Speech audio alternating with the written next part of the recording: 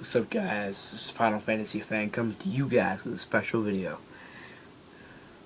Today's video will be my entire Nintendo 64 collection. And I have many games, considering that Nintendo 64 came out in 96 and I was born in 97.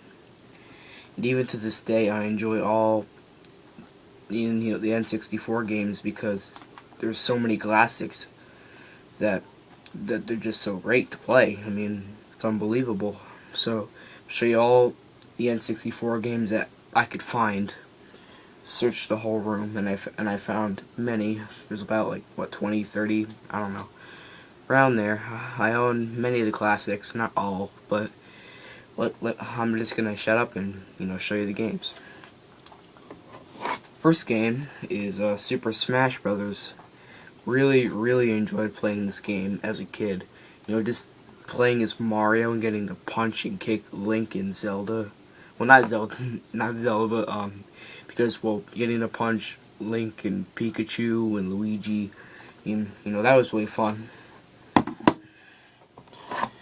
Banjo-Kazooie. It's a classic. I didn't really enjoy this as a kid, but now that I'm older, I kind of appreciate it more for the insane difficulty, all the secrets that you have to find. Nowhere near as close to beating the entire game, because I haven't even gotten to the middle of the game yet. It's very challenging, but it's classic. Resident Evil 2. I hate to tell this to you guys, but this game is horrible, actually. As much as a Resident Evil fan as I am, I have to tell you guys, this one is awful. I paid $20 for it, but as soon as I got home and plugged it into my Nintendo 64, I had a little bit of trouble maneuvering. The police station is a pain, and there's so many puzzles you have to solve, and the difficulty is insane. And I just have to tell you, just don't get this game, please. He'll be blowing your brains out trying to figure out what you have to do. Mario Party 3. This is the only Mario Party game I own for N64, but I have to tell you, it's really great. I never played 1 or 2, but Mario Party 3 is a great game too. The one on the GameCube was probably much better, but for an N64 game, it's fantastic. I mean, all the mini games and the boards and the stuff, really enjoyable. This one, my little brother screwed up with a marker. Army Men. It's Army Men Sarge's Heroes, but Army Men Sarge's Heroes was a game that I really hated as a kid, and I still hate it now, actually, to tell you guys the truth, because it's hard, and it's not really that much. It's not really fair, to be honest, and the guns aren't really that impressive. I never really got too far to find out. Quest 64. As much as a fan of I am for RPGs, this one was terrible. It could have been good if you could actually attack in battle, but unfortunately, the attacks never work in battle, so I never beat one battle in my entire life in that one game. But here's a personal favorite, Perfect Dark. Perfect Dark is probably my other favorite first-person shooter on N64, besides GoldenEye. But Perfect Dark is actually, I can't say if it's better than GoldenEye or worse than GoldenEye, because I have to tell you, this one is really enjoyable to play. The weapons are creative, all the levels are challenging enough, just so you want to keep playing, and it's futuristic, because it takes place, like, way in the future, I think. All the technology-related themes in there. Super Mario 64. Almost everyone's favorite game on N64. Because, this is one of the launch games for N64 besides Pilot Wings, and it's really enjoyable. I mean, for the first 3D Mario game, it really is incredible. I have 2 copies of this game. The other copy is all ripped up, everything's ripped off except for a little tiny piece. Because when I was a little kid, I was a complete retard, and I thought the cover was stupid, so I ripped it off. Kids. So, you know, for a 3D Mario game, that's really good.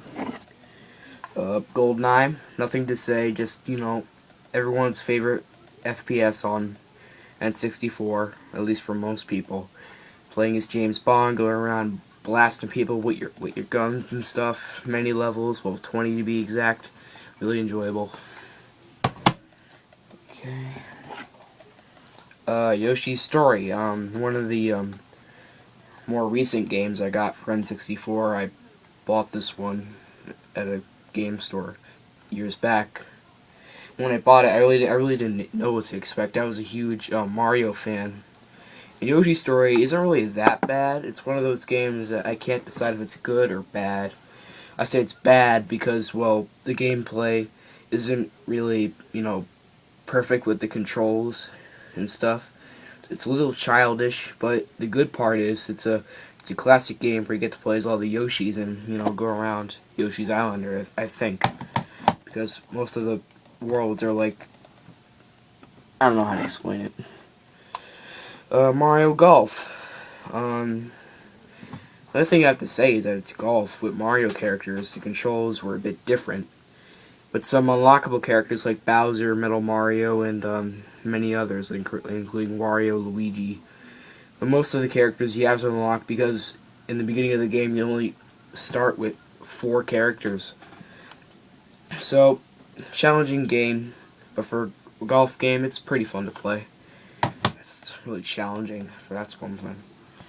Okay. Mario Kart 64.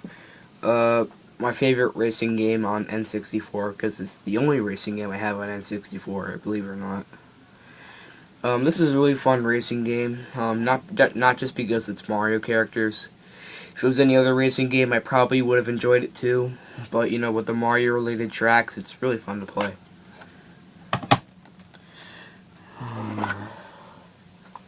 Uh-oh. Pokemon Snap.